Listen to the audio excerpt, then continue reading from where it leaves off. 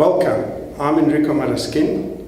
I'm a pediatrician practicing in Morningside in South Africa. This is my passion, little children. I love seeing children in their natural setting, learning, discovering, going to school, playing sport and staying happy. Here we have the vaccine schedule that is produced by the Pediatric Management Group of South Africa, and we can see from the schedule, very busy slide, and by the time the child gets to 12 years of age, we see that there are lots of injections and lots of holes in this poor child's skin.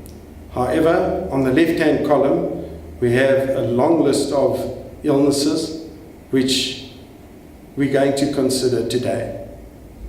Rubella, also known commonly as German measles, is a minor childhood illness.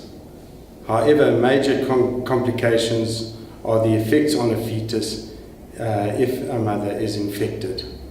Infection is transmitted via the placenta and damages cells in the fetus.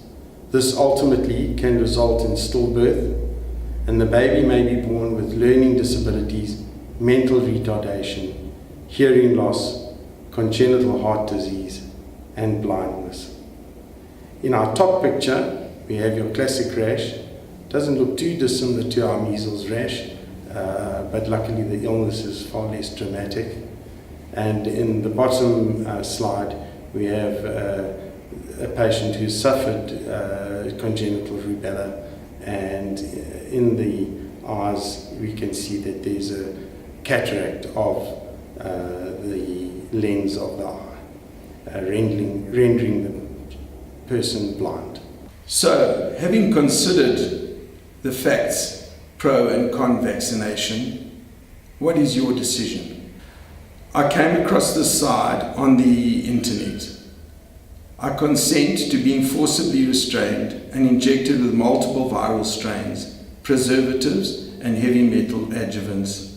Said no baby ever. Having looked at all the facts in our talk, you can see that the effects or side effects of the vaccine are very small if one compares it to the devastating effects of the illnesses that we deal with.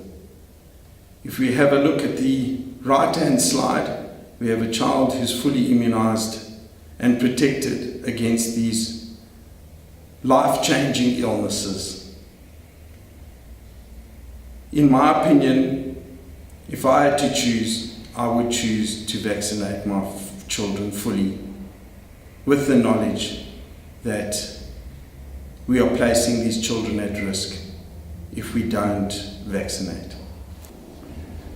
So thank you for joining me, Enrico Maraskin, in this discussion.